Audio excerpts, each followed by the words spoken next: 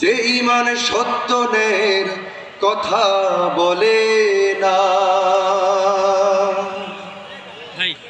যে ঈমান প্রয়োজনে জ্বলে ওঠে না, যে ঈমান সত্যনের কথা বলে না, যে ঈমান বাস্তবে নাই, যে ঈমান বাস্তবে নাই, মুখে শুধু ফাঁকা বলি। কি করে তারে বলো ঈমান বলি, কি করে তারে বলো ঈমান বলি, কি করে তারে বলো ঈমান বলি।